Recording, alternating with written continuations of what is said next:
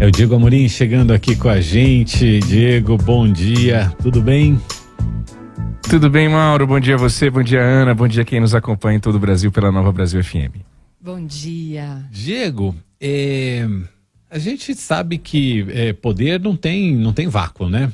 Agora, também fica pensando tão lá na frente, será que é assim mesmo que funciona? Já tem gente pensando na sucessão do Arthur Lira lá na Câmara? Com certeza, Mauro. Desde que o Arthur Lira ganhou pela primeira vez e tomou posse, já tem gente pensando na sucessão dele. Primeiro ponto é esse. De fato, está longe ainda se a gente olhar com os nossos olhares de réis mortais, né? Nós estamos em outubro de 2023, a sucessão do Arthur Lira à presidência da Câmara vai ser no início de 2025. Então a gente tem mais de um ano aí para essa eleição. Está longe na cabeça deles? Não está longe na cabeça deles. Por quê? Alguns fatores. Ano que vem é ano de eleição municipal. Ano que vem é um ano que, tradicionalmente, a cada 4 anos, o Congresso perde um pouco a sua produtividade, para não dizer muito, e muitos dos deputados vão para suas bases eleitorais fazerem os seus prefeitos nos seus estados. Então, isso dá uma travada na tramitação de projetos, naturalmente, dentro do Congresso Nacional, sobretudo da Câmara. E aí eles já começam então a se movimentar para a sucessão do comando da chamada mesa diretora, que é composta pelo presidente, pelo vice-presidente, pelo primeiro, pelo segundo, pelo escalão da Câmara dos Deputados. Agora, de fato, eleição para a presidência da Câmara, por mais que agora a gente fale aqui, eu vou falar daqui a pouquinho para você ouvinte, quais são os nomes que estão colocados, quais são as possibilidades, né? Os deputados que já estão figurando aqui na Bolsa de Apostas em Brasília. Esse tipo de eleição, ela é decidida ali nas vésperas. Teve um deputado que me disse ontem eu conversei com 7 deputados para fazer essa coluna de hoje. Todos em off, informalmente, porque eles não querem, obviamente, falar o que acham ainda dos candidatos, porque está muito longe. Mas me disseram, Diego, eleição de deputado para a presidência da Câmara, muitas vezes o deputado decide o voto na hora, no dia. Por quê? Porque deputado não gosta de perder, deputado quer ganhar. Então ele vai esperar o dia para ver quem está à frente, vai conversar com os colegas, vai sentir o termômetro da casa e ele vai querer ficar do lado de quem ganhar. Mesmo aqueles, Mauro, que não votam no vencedor, negociam com o provável vencedor. A gente tem muito raro aqui em Brasília essas eleições disputadas, voto a voto, teve uma ali do Rodrigo Maia, mas muito difícil. Geralmente quando chega no dia da eleição, os deputados já sabem quem vai ganhar. Então eles juntam ali um grupinho, sentam com esse candidato que está mais forte e negociam, falam, eu vou ter que votar no fulano de tal por conta do meu partido, por conta do meu estado, por conta da minha ideologia, mas estamos juntos. Por que é importante esse deputado estar junto com o presidente da Câmara? Porque no final das contas é o presidente da Câmara que decide a pauta da casa, que decide o que vai para o plenário, o que não vai para o plenário, que decide muito, que ajuda muito a decidir quem vai ser o relator dos projetos, dos principais projetos. Geralmente, as relatorias dos principais projetos, aqueles que têm mais repercussão, aqueles que trazem mais ganhos para os deputados, isso tudo é negociado com o presidente da casa. Os presidentes das comissões, tudo aquilo que traz visibilidade, que traz status, que traz mais poder aos parlamentares e, consequentemente, aumenta a chance de ele se reeleger, tudo isso passa pelo gabinete do presidente da casa. Dito isso, nós temos algumas questões aqui para serem colocadas para o nosso ouvinte. Mauro, primeiro, o Arthur Lira, ele venceu depois ali de alguns anos de Rodrigo Maia. O Arthur Lira sempre encarou o Rodrigo Maia como um grande adversário, se preparou para vencer o Rodrigo Maia, se preparou mais do que um ano atrás, viu? Se preparou durante alguns anos para derrotar o Rodrigo Maia, chegou ao topo da Câmara pelas mãos de Jair Bolsonaro. Agora no governo Lula ele faz de novo aquele jogo duplo que já era esperado vindo do Arthur Lira, e ele se vendeu como alguém que defenderia a casa, que defenderia a Câmara, que defenderia os pares, que seria um homem de palavra, como ele gosta muito de dizer que ele é. Eu sou um homem de palavra. Mas, ainda que isso se confirme para muitos deputados, já surgem algumas críticas ao Arthur Lira, sobretudo em relação à organização da pauta da Câmara dos Deputados. Teve um deputado ontem que estava fulo da vida, porque essa semana é semana de feriado, amanhã é dia de Nossa Senhora Aparecida, dia das crianças, não tem trabalho, não tem expediente no Congresso, e muitos deputados vieram para Brasília nessa semana, porque o Arthur Lira prometeu que ia pautar o projeto X, o projeto Y, que ia ser uma semana importante e que no fim das contas não foi uma semana importante coisa nenhuma, nada de muito importante foi votado nessa semana por aqui e eles estão fulos da vida. Teve um que me disse, isso é gasto do erário, com passagem aérea, todo mundo gastando dinheiro. Na verdade, todo mundo perdeu, foi a sua folguinha emendada, porque se o brasileiro emenda a quinta e a sexta, muitas vezes o parlamentar emenda a segunda até a sexta, viu, Mauro? E fica a semana de feriado inteiro, sem pisar em Brasília. Isso explica um pouquinho também da chateação desses deputados com Arthur Lira. Mas fato é que eles dizem que não tem mais ordem do dia muito esclarecida. Ordem do dia são os projetos que serão votados naquele dia. Não tem mais sessão ordinária, de maneira organizada. Eles estão reclamando e dizendo que o Arthur Lira está mais grosso do que o normal, dando esporro em deputado aqui e acolá, muitas vezes publicamente. A gente escuta cada coisa por aqui, viu?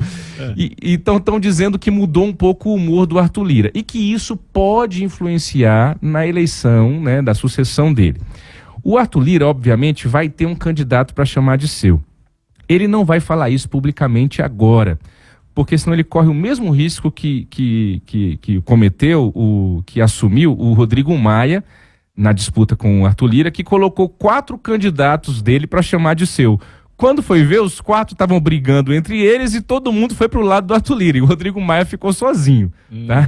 Então o Arthur Lira, esperto que ele vai esperar chegar mais perto para dizer quem é o nome dele. Hoje, quem é o nome do Arthur Lira? É o deputado federal Elmar Nascimento, que é da Bahia, que é do partido União Brasil, é muito próximo do Arthur Lira. Um deputado me definiu ele assim, tudo isso são declarações em off que eu ouvi ontem. O Elmar é um Arthur Lira mais bem-humorado. Foi como me disse um deputado. É o Arthur Lira, é o estilo do Arthur Lira, só que um pouquinho mais bem-humorado. Então tá bom. Esse é o Elmar Nascimento, ele tem muita entrada na Codevasf, aquela estatal lá que inicialmente era só de uma área ali muito focada no Nordeste, depois eles ampliaram, tem muitas denúncias envolvendo a Codevasf, mas enfim, o Elmar Nascimento é o nome colocado até aqui para a sucessão do Arthur Lira. Qual é o problema, entre aspas, do Elmar Nascimento como candidato? Porque lá no Senado, para a sucessão do Rodrigo Pacheco, o Davi Alcolumbre quer voltar ao comando do Senado, o senador do Amapá. E o Davi Alcolumbre é do mesmo partido do Elmar Nascimento, União Brasil. Então, alguns parlamentares, para não dizer muitos, não gostam dessa história de um mesmo partido tomar conta das duas casas, da Câmara e do Senado. Isso historicamente já existiu no passado, tem precedente, o MDB já comandou a Câmara e o Senado, mas muitos parlamentares dizem que é necessário ter uma mudança aí partidária, um partido toma conta da Câmara e outro partido toma conta do Senado. Caminhando, o governo e o PT, o governo do presidente Lula e o PT, vão ter candidato? O que eu ouvi ontem, pelo menos até ontem? Que entre eles, embora o PT tenha uma grande bancada de deputados federais, é muito difícil achar alguém, ouvi isso de um parlamentar, achar alguém com carisma, achar alguém com força entre os pares para se colocar como presidente da Câmara. A outra coisa é que hoje o Congresso é um Congresso conservador, é um Congresso que, embora tenha uma bancada gigante do PT, a maior bancada junto com o PL, é um Congresso que se coloca muito como oposição em muitos momentos a este governo Lula neste primeiro ano. Então, para o governo Lula e o PT fazerem um nome à presidência da Câmara, um deputado me disse, só se o Lula bater 95% de aprovação. Fora isso, o jogo vai ser jogado entre eles mesmo, entre os deputados. Tem mais 3 nomes rapidamente. Um nome forte é o do Antônio Brito, ele é da Bahia, mesmo estado do Elmar Nascimento. Então vai ter uma disputa baiana ali também na presidência da Câmara. O Antônio Brito, ele é hoje líder do PSD, partido do Gilberto Kassab, que é sempre uma bancada forte, tanto na Câmara quanto no Senado Federal.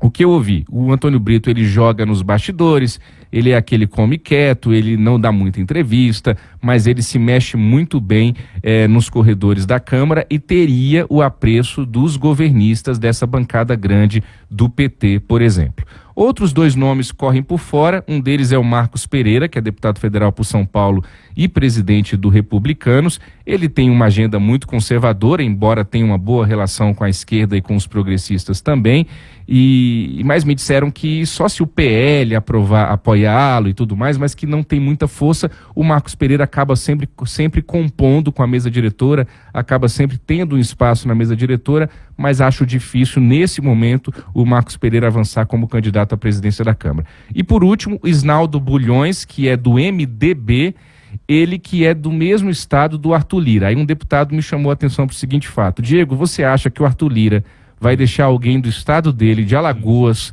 crescer e virar presidente da Câmara? Não vai. Ele não vai deixar isso acontecer, mas o Isnaldo Bulhões também é um dos nomes falados aqui nos bastidores. Mauro. Ô Diego, isso me lembra muito quando vai ser escolhido um novo Papa, né? Que a gente começa a falar o nome de um monte de cardeal, que é favorito, tudo isso. E ao mencionar o nome deles, eles já estão imediatamente queimados, né? Já estão fora do páreo, né? Quem começa a aparecer muito antes assim, tem uma chance de se queimar enorme, né?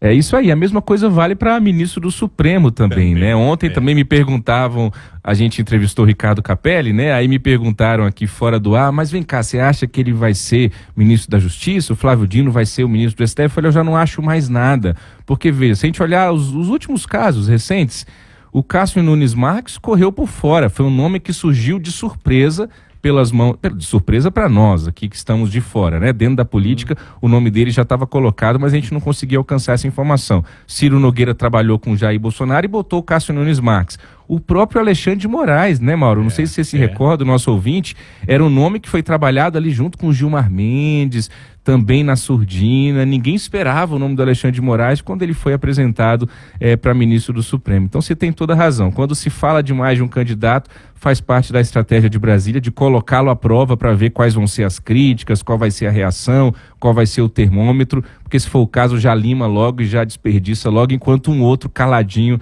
vai correndo por fora, porque no final das contas o que eles querem é estarem juntos no poder aqui em Brasília. Diego Amorim, obrigado por hoje, Diego. Uma boa quarta, um bom feriado para você. Até sexta-feira.